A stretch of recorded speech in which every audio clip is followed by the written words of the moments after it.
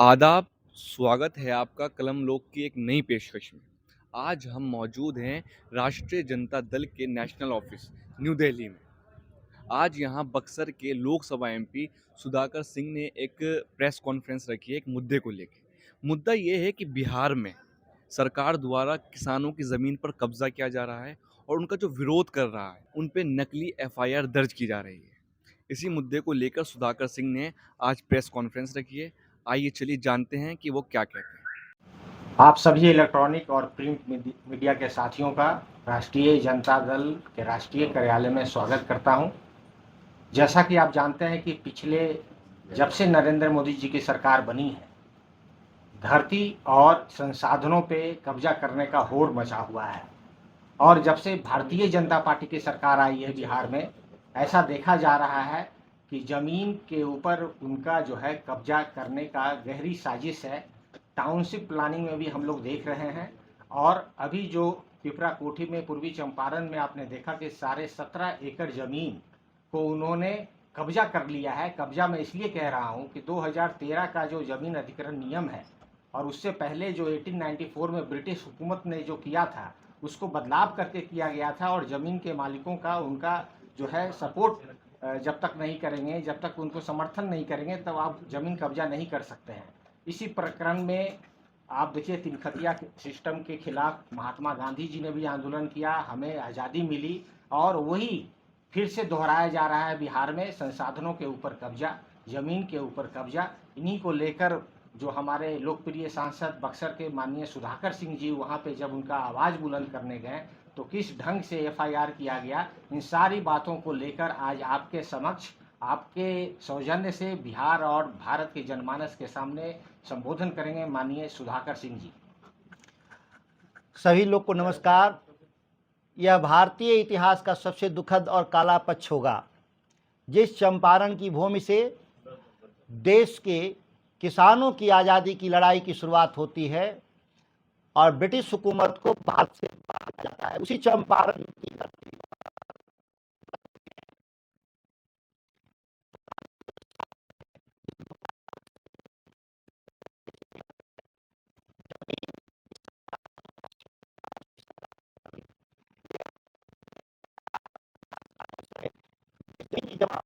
96 साल पहले अंग्रेजी हुकूमत के ज़माने में गरीब किसानों को मिला हुआ था, उसको एक अवैध फैसले के जरिए उसको रद्द करने का, जमाबंदी का कोशिश किया जा रहा था। जिस जमाबंदी रद्द के खिलाफ किसानों की एक महापंचायत में सांसद के तौर पे, एक प्रतिनिधि के तौर पे मुझे आमंत्रित थे। जब मैंने गया तो आश्चर्यजनक जो जो घटना स्थल है, वहाँ पर एक सभा हमने किया और सभा के बाद एक सांकेतिक रूप से किसानों के साथ उस खेत की जुताई करने का हमने काम किया। वहाँ पे सैकड़ों की तादाद में बिहार पुलिस, जो डीएम एसपी के द्वारा वहाँ भेजा गया। सबसे आश्चर्यजनक है कि स्थल पर एक न्यूनतम जो प्रोटोकॉल है कि कोई भी जब इस तरह के कार्यक्रम होते हैं तो मजिस्ट्रेट वहाँ पे बहाल होता है। मजिस्ट्रेट के तौर पे डीएम स्वयं को रहना चाहिए था, एसपी को स्वयं होना चाहिए था। अगर वो नहीं गए तो अपने प्रतिनिधि के तौर पे सिविल एसडीओ को भेजना चाहिए था या अंचलाधिकारी को भेजना चाहिए था, जो भी। लेकिन आश्चर्यजनक है, पुलिस सैकड़ों की तादाद में है और मजिस्ट्रेट वहाँ से नदारद है, क्योंकि किसी ज़मीन को जोतने का अधिकार, पहला हक किसानों को है। किस अधिकार के जरिए सरकार की पुलिस वहाँ पे ज़मीन पर ठेकेदार और भूमाफिया, सीधे वहाँ मैं एक आरोप लगा रहा हूँ आज, वहाँ के सबसे बड़े भूमाफिया हैं वहाँ के सांसद राधा मोहन सिंह, जिनके नेतृत्व में ये सारी जो कुकृत और कार्रवाई का प्रयास किया जा रहा था। वह ज़मीन, बिहार में इस तरह का माहौल नहीं था, वहाँ के किसानों की ज़मीन कब्जा नहीं की जाती थी। विकास के लिए जो ज़मीन की ज़रूरत पड़ती थी तो सरकार भूमि अधिग्रहण कानून के जरिए ज़मीन हासिल करती थी। ये पहला कांड हुआ है जिसमें बिना अधिग्रहण का, बिना क्रय का, सीधे ज़मीन किसान का 17.5 एकड़ खींचने का या उसको कब्जा करने का प्रयास किया गया। आधार बनाया गया कि वहाँ एक हम कृत्रिम वाटरफॉल बनाएंगे। सवाल पैदा होता है कि जिस शहर में 400 एकड़ का एक झील हो मोती झील, उसी मोती झील के नाम पे मोतिहारी का नाम पड़ता है, और देश में किसी शहर के भीतर उससे खूबसूरत झील है ही नहीं भारत के भीतर। उसके बाद भी 25 किलोमीटर दूर जाकर हाईवे पर 17.5 एकड़ जमीन इसलिए कब्जा करने का प्रयास किया गया कि बिहार में एक नया मॉडल डेवलप हुआ है।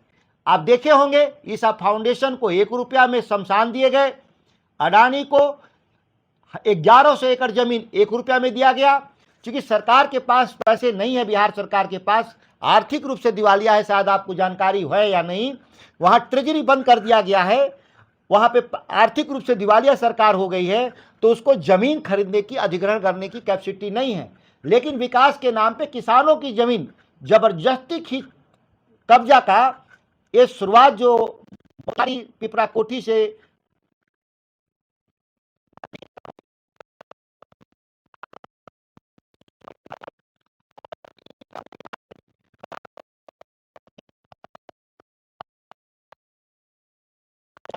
शहर के स्कीम आया जिसमें भी पैसा सरकार नहीं देना चाहती, या इंडस्ट्री लगाने के लिए, बिहार के विकास के लिए कोई विरोधी नहीं, हम सभी लोग तत्पर हैं। लेकिन उसकी कीमत जो प्राइवेट कंपनी है, सरकार जो काम करना चाहती है उसको देना ही होगा, यह देश का कानून कहता है। भूमि अधिग्रहण कानून 2013 यह देश के लिए सर्वमान्य कानून है, वो उसको बिना बदले आप कर ही नहीं सकते। लेकिन बिहार एक ऐसा राज्य है जो सम्राट चौधरी के नेतृत्व में भू माफियाओं को संरक्षण देने के लिए जमीन क्रय नीति अधिग्रहण कानून के विरुद्ध जाकर के उन्होंने लाने का काम किया। वहां पर यह भी नहीं लागू हुआ, यहां पे सीधे सीधे जमाबंदी को खारिज कर दिया गया कि ब्रिटिश काल में जो किसानों को जो जमीन मिला था उसको हम नहीं मानते। इस तरह का व्यवहार और बयान सरकार के द्वारा ये कानून विरुद्ध है। हाई कोर्ट लगातार कह रहा है कि आप 60 साल पुरानी जमाबंदी को नहीं तोड़ सकता। सुप्रीम कोर्ट इसमें पहले ही क्लियर कर चुका है कि किसी भी परिस्थिति में टाइटल डिसाइड करने का अधिकार राज्य सरकार के अधिकारी को नहीं है, यह कोर्ट को अधिकार है। अगर बिहार सरकार को लगता है कि कोई जमीन उनकी है और 60 साल पुरानी है तो उनको जाना चाहिए था सिविल कोर्ट में। सिविल कोर्ट नहीं जाते, एडीएम मुकेश कुमार सिन्हा सीधे सीधे 85 दिन के भीतर नोटिस करना, सुनवाई करना, जमीन की जमाबंदी तोड़ देना और कब्जा कर लेना।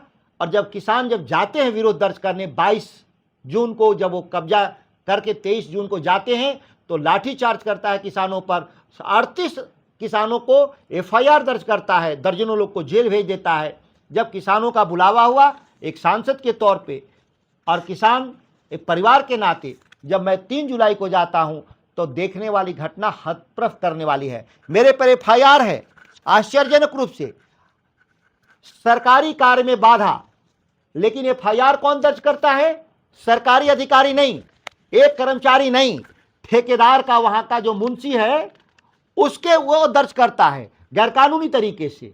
आश्चर्य है कि सरकारी कार्य में बाधा सरकारी कर्मचारी दर्ज करता है, मेरे मामले में कौन दर्ज करता है एफआईआर? ठेकेदार का मुनीब। मतलब भू माफिया से कैसे सरकार मिली हुई है।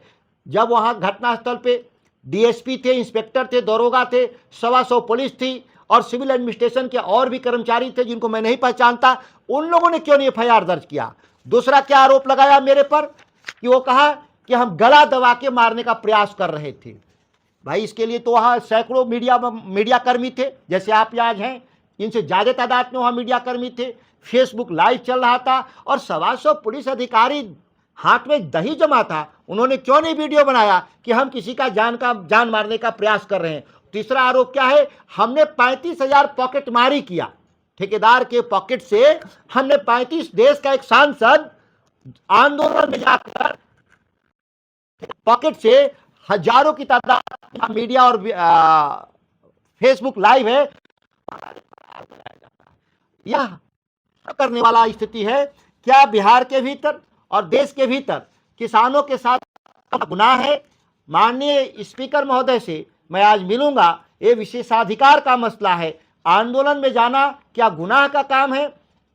और जो आरोप अधिक से अधिक हम पर सरकारी कार्य में बाधा का लगाया जा सकता है, मैं इसे डिनाई नहीं करता हूं, लेकिन हत्या करने का आरोप, हत्या का करने का प्रयास का आरोप और पॉकेटमारी का आरोप, इससे तो देश में कोई आंदोलन नहीं चलेगा। हम जंतर मंतर पे भी कल जा सकते हैं, देश के अन्य हिस्सों में भी। तो क्या इस तरह का पुलिस और सैकड़ों की तादाद में। उसके बाद मैं डीएम से मिला हूं, और डीएम से मिलने के बाद वो वहां पे सौरभ कुमार यादव वहां पे डीएम है, सौरभ सुमन यादव डीएम है। आखिर उनके हम कार्यालय गए इस आंदोलन के बाद। अगर हम गुनाहगार थे तो मुझे गिरफ्तारी क्यों नहीं हुई? उसके बाद हमने प्रेस कॉन्फ्रेंस किया तो क्यों नहीं गिरफ्तारी हुई? 8:30 बजे रात को एक घटना, जो आंदोलन है, भाषण और खेत जुताई, ये 12:30 बजे दिन का है।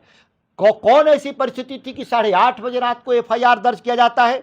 जो एफआईआर का समय जो निर्धारित किया गया है, मेरी जानकारी में एफआईआर दूसरे दिन किया गया, क्योंकि कोई भी सरकारी कर्मचारी जब एफआईआर करने से मना कर दिया, डीएम और एसपी जो हैं वहां पे स्वर्ण प्रभात, वो मैं धन्यवाद देता हूं बिहार के उन सरकारी कर्मचारियों को जो कलेक्टर और डीएम से नीचे थे, जिनकी संख्या जिला मुख्यालय से लेकर आंदोलन के स्थल पे 500 के करीब था। एक भी व्यक्ति इन लोग को नहीं मिला जो मेरे खिलाफ एफआईआर दर्ज कर सके। यह मैं उन लोग को बहुत बधाई देता हूं, धन्यवाद देता हूं। सत्ता में बैठे हुए लोग को सोच लेना होगा, समझ लेना होगा कि शीर्ष पर जो भी आप गंदगी फैलाना चाहते हैं, लेकिन नीचे आपका समर्थन हासिल नहीं है। और वहां तो मीडिया के भी लोग थे भारी तादाद में, सारे न्यूज एजेंसी के थे। आप उनसे वीडियो मंगा के देख लें कि हमने ट्रैक्टर जुताई के अलावा दूसरा कोई काम किया हो। भाषण मैंने दिया और ट्रैक्टर से जुताई किया। भाई हम तो किसान हैं, हम तो टैंक नहीं चलाने आता, हमको तो तोप नहीं चलाने आता, हमको ट्रैक्टर चलाने आता है, मैं किसान हूं। हमने ट्रैक्टर से जुताई किया, यही मेरे पर आरोप, इससे ज़्यादा नहीं लगाया जा सकता। प्रधानमंत्री जी मोदी जी अमित शाह जी से जरूर अनुरोध करेंगे कि जो आपने सरकार बनाया है वह एक लुटेरी सरकार है बिहार, जिनको आपने मुख्यमंत्री नियुक्त किया है, और नीचे के अधिकारी बेलगाम हो चुके हैं। और बिहार में यह 17.5 एकड़ की जमीन की लड़ाई नहीं है। आप मीडिया बंधु से मैं बता देता हूं, 10 लाख एकड़ जमीन कब्जा की लड़ाई लड़ने जा रहे हैं। ये मॉडस ऑपरेंडिस, इसी मॉडल के जरिए जमाबंदी तोड़कर, लैंड पूलिंग के जरिए, क्रय नीति के जरिए और जबरदस्ती कब्जा, ये 4 मॉडल, और भूमि अधिग्रहण कानून जो 2013 का है उसको बिहार में निष्प्रभावी लोगों ने कर दिया। और 10 लाख एकड़ जमीन, और क्या करेंगे जमीन का? खेती नहीं करेगी सरकार, वो जमीन दे रही है 1 रुपया बंदोबस्ती पर, वाटर पार्क बनाने के नाम पर, हैं कि शमशान घाट के, इस तरह के चीजों को लेकर के ये जमीन को लूट करके लोगों को दे देना चाहते हैं। ये बांका में भी इसी तरह की समस्या खड़ी हुई है। मैं 14 तारीख को बांका जा रहा हूं, 1200 एकड़ जमीन वहां कब्जा किया जा रहा है। अभी भी बिहार का किसान कह रहा है कि आपको जितना जमीन चाहिए मिलेगा, लेकिन भूमि अधिग्रहण कानून में पैसा देकर। मुफ्त में अगर जमीन कहीं मिलता हो तो मुझे दिल्ली में 1 कट्ठा कोई दिलवा के दिखा दे। अगर सब लोग बड़े बनते हैं, देश के प्रधानमंत्री, गृह मंत्री और सम्राट चौधरी, तो मुझे केवल 1 कट्ठा जमीन पटना में या दिल्ली में मुझे मुफ्त दिलवा के दिखा दें। जब मुफ्त में शहर में जमीन नहीं है तो गांव का किसान क्यों मुफ्त देगा, जो हजारों साल से उस जमीन पर उसकी जीविका चली। केवल अपना ही पालन पोषण नहीं किया, समाज का, जो शहरों में उनके लिए भी अनाज, दूध, फल सप्लाई देने का काम किया। आज उन पे जो आफत आई है बिहार के भीतर, आज जो उनके साथ खड़ा होने वाले हमारे जैसे जनप्रतिनिधि, सांसदों को भी धमकाया बिहार में जा रहा है। एक नए मॉडल की सरकार है। मैं माननीय स्पीकर महोदय से मिलकर विशेषाधिकार नोटिस वहां के डीएम, वहां के एसपी और पदाधिकारियों के खिलाफ मैं लाऊंगा और बताने का काम करूंगा कि किस तरीके से अवैध तरीके से एफआईआर दर्ज किया जा रहा है। मैं साक्ष्य के तौर पे आप लोग को एफआईआर की कॉपी भी मैं दे देता हूं। और ये जो डीएम का, जो एडीएम का ऑर्डर है जमीन कब्जा का, वो भी आप देखिएगा कि जो कानूनी नहीं है बिहार में, जमींदारी उन्मूलन कानून, उस कानून के जरिए भूमि को कब्जा किया। अद्भुत आदमी है, कानून का भी पढ़ते नहीं। बिहार में पेपर लीक का हम लोग हमेशा कहते थे, मेधा घोटाला। मेधा घोटाला का उदाहरण देखना है तो एफआईआर की कॉपी पढ़ लीजिए। इसमें एक शब्द, एक लाइन शुद्ध नहीं लिखने आया है अधिकारियों को। और एक जजमेंट देख लीजिए एडीएम का कि मेधा घोटाले का सबूत है कि बिहार के अधिकारी जो कानूनी एग्जिस्ट नहीं करता है, उस कानून के जरिए जमीन को कब्जा करने का प्रयास किया है। ये दोनों अपने आप में क्लासिकल उदाहरण होगा। मैं साथियों से, कोई सवाल होगा तो आप हमसे पूछ सकते हैं। राधा मोहन सिंह की क्या भूमिका है? चूंकि उनके ही लोकसभा के भीतर और उनके ही जो ठेकेदार हैं जो उनके साथ रहते हैं उनको वह कब्जा कराने के लिए एड़ी चोटी लगाए हुए हैं। वो पूरा जिला प्रशासन से लेकर मुख्यमंत्री तक को प्रभावित करने का कोशिश कर रहे हैं कि हमको और मेरे साथ सारस्वत गौतम जी, सुबोध राय जी और 28 लोग की गिरफ्तारी की जा सके, इसके लिए अथक प्रयास कर रहे हैं। मोतिहारी जिला के सबसे बड़े भूमाफिया का नाम अगर है तो राधा मोहन सिंह। अगले सत्र में दस्तावेज के साथ मैं सभी लोग को दिखाऊंगा कि कितना जमीन उन्होंने कब्जा किया है वहां पे। वहां की सेंट्रल यूनिवर्सिटी वो इसलिए नहीं बनने दे रहे हैं, 13 साल पुराना, वो चाहते हैं कि उनका जो खरीदा हुआ उनके लोगों के द्वारा जो जमीन है दूसरे जगह नदी के किनारे वहां शिफ्ट किया जाए। इसीलिए 13 साल से सेंट्रल यूनिवर्सिटी मोतिहारी का आज तक नहीं बना। ऐसे भूमाफिया लोग बिहार में राजनीति में सक्रिय हैं। सुधाकर जी, आपने जो आरोप लगाया राधा मोहन सिंह के खिलाफ, उसके खिलाफ कोई दस्तावेज है कि अलग से मैं दस्तावेज दूंगा। कि मोतिहारी वाली जो घटना, इस घटना के अलावा मैं अलग से उनको दस्तावेज दूंगा, कितने जमीन उनके पास तरीके से रेगा चीनी बिल से लेकर के किस तरीके से जमीन पहले अपने मित्रों के नाम से, फिर मित्रों से अपने नाम पे ट्रांसफर करा लिया, वो सारे सबूत हमारे पास हैं। वो अलग से मैं दूंगा, क्योंकि आज ये मामला जो अवैध FIR मेरे पर हुआ है और मेरे विशेषाधिकार का जो हनन हुआ है, उस संदर्भ में मैं इस बात को रखना चाहता। चूंकि आज स्पीकर साहब से आप लोकसभा अध्यक्ष से मुलाकात करने वाले हैं सर, क्या आपने कुछ समय मांगा है, उन्होंने आपको अपॉइंटमेंट दी है? हमारे मुझे जब भी स्पीकर महोदय से समय की आवश्यकता होती है, मुझे समय मिलता है। एक प्रिविलेज कह सकते हैं सांसदों के लिए, 24 घंटा वो मिलने के लिए तैयार रहते हैं। मैं यहाँ के बाद जाऊँगा, जरूर मुलाकात होगी। और कोई ये FIR हुआ है 24 लोग और अनोन हैं 30। 2 FIR हुआ है, मेरे वाले में 24, उससे पहले वाले से मामले में 38 किसानों पर FIR हो चुका है। और कोई सवाल है? चलिए, आप सभी साथियों का बहुत बहुत धन्यवाद।